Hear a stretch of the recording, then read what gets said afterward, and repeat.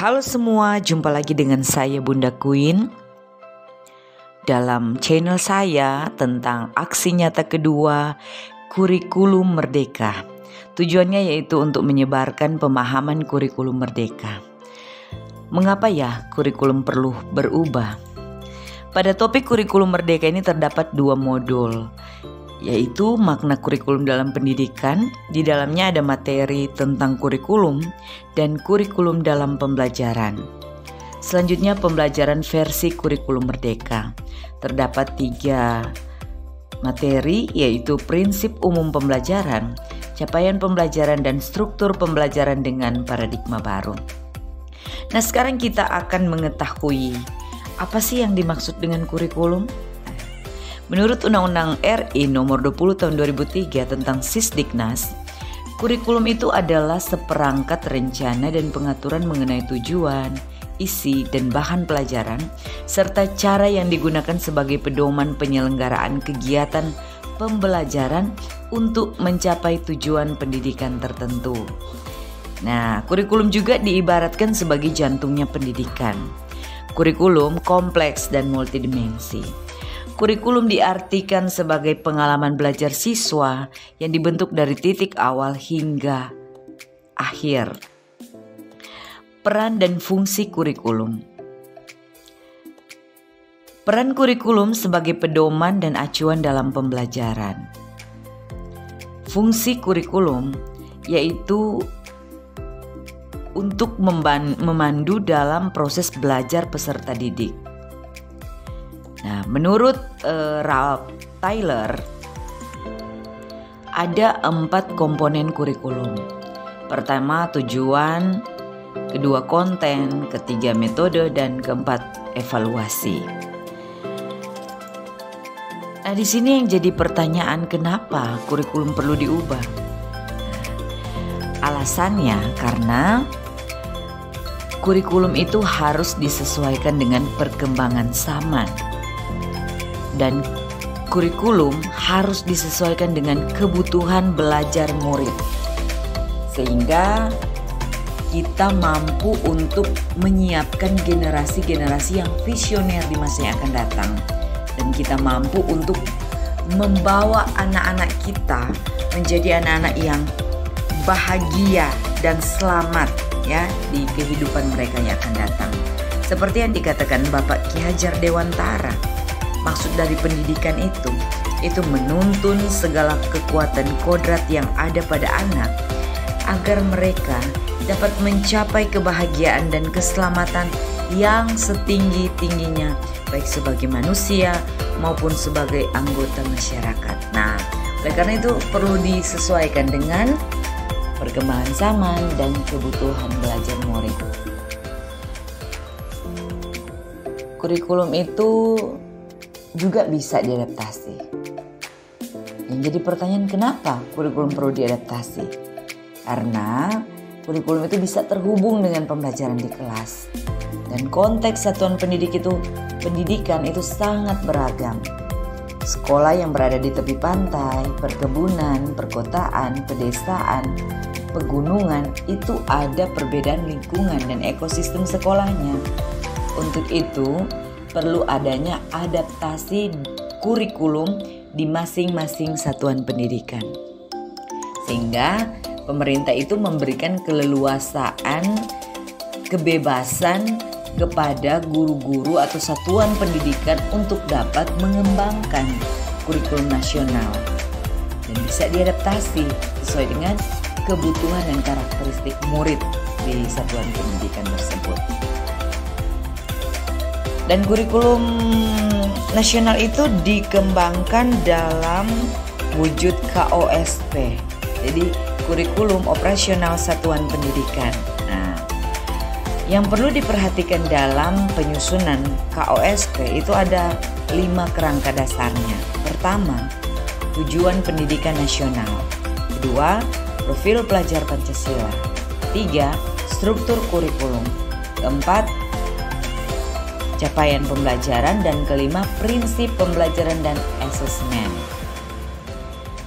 Nah, Nah, itulah ya, kurikulum dapat berubah dan beradaptasi. Karena memang KOSP dapat disesuaikan dengan kebutuhan satuan pendidikan. Itu dilihat dari apa? Dari faktor geografis, sosial, keanekaragaman, latar belakang, dan kemampuan murid. Dan oleh karena itu memang perlu adanya perubahan kurikulum dan adaptasi kurikulum. Nah, ada 4 kurikulum dalam pembelajaran. Kurikulum itu sifatnya dinamis, oleh karena itu perlu diubah, perlu diadaptasi, dan yang harus kita pelajari adalah ada 4 komponen utama dalam mengembangkan KOSP. Pertama, karakteristik satuan pendidikan. Kedua, visi, misi, dan tujuan. Ketiga, pengorganisasian pembelajaran. Keempat, perencanaan pembelajaran. Nah, keempat komponen utama ini harus benar-benar diperhatikan oleh satuan pendidikan yang ingin mengembangkan kurikulum merdeka. Dan juga ada 5 prinsip pengembangan KOSP. Yang pertama, berpusat pada murid, kontekstual, esensial, akuntabel, melibatkan pemangku kepentingan. Nah, pembelajaran versi kurikulum merdeka atau paradigma baru atau kurikulum prototype. Prinsip umum pembelajaran. Tujuannya itu memahami konsep dan prinsip pembelajaran yang berpihak pada murid. Karena memang pembelajaran itu adalah implementasi kurikulum di dalam kelas. Oleh karena itu penting sekali bagi kita untuk mengetahui 5 prinsip pembelajaran paradigma baru. Yang pertama adalah mempertimbangkan capaian murid saat ini. Kedua, membangun kapasitas belajar murid untuk menjadi pembelajar sepanjang hayat. 3, mendukung perkembangan kognitif dan karakter murid. 4, menyesuaikan konteks kehidupan murid. Dan kelima, mengarah pada masa depan yang berkelanjutan. Itulah 5 prinsip pembelajaran paradigma baru yang perlu diketahui oleh satuan pendidikan yang ingin menyusun kurikulum operasional satuan pendidikan. Selanjutnya, capaian pembelajaran. Nah, apa sih capaian pembelajaran itu?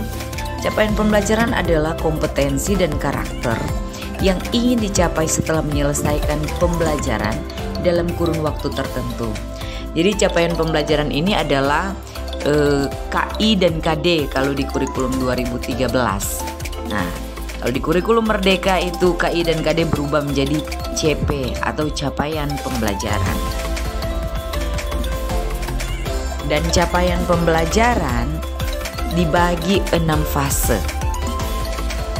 Dimulai dari fase A, kelas 1 sampai kelas 2 SD, fase B, kelas 3 sampai kelas 4 SD, fase C, kelas 5 sampai 6 SD, fase D, kelas 7 sampai kelas 9 SMP, dan fase E, kelas 10 SMA, dan fase F, kelas 11 sampai 12 SMA. Nah, dan pendidikan anak usia dini atau PAUD itu adalah fondasi awal dalam menyiapkan anak-anak didik kita untuk memasuki fase-fase ini, ya. Jadi PAUD itu merupakan fondasi awal untuk mempersiapkan anak-anak melanjutkan ke fase-fase selanjutnya.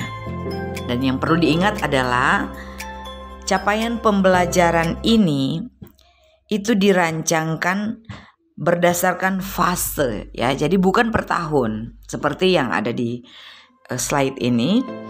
Satu fase itu memiliki rentang 1 sampai 3 tahun. Karena rentang waktu untuk penguasaan kompetensi murid lebih lama. Jadi guru itu jadi punya banyak waktu. Murid dan guru ya punya banyak waktu yang lebih leluasa untuk mengembangkan kompetensi dan memperdalam pemahaman. Oke, selanjutnya Ya, selanjutnya struktur pembelajaran dalam kurikulum merdeka. Nah, di dalamnya ada kegiatan intrakurikuler dan ekstrakurikuler serta profil pelajar Pancasila. Kita lihat untuk intrakurikuler. Intrakurikuler itu adalah kegiatan rutin dan terjadwal berdasarkan muatan pelajaran yang terstruktur. Jadi ini memang kegiatan yang sudah ada di dalam, yang sudah terstruktur, yang menjadi rutinitas, terjadwal untuk dilakukan.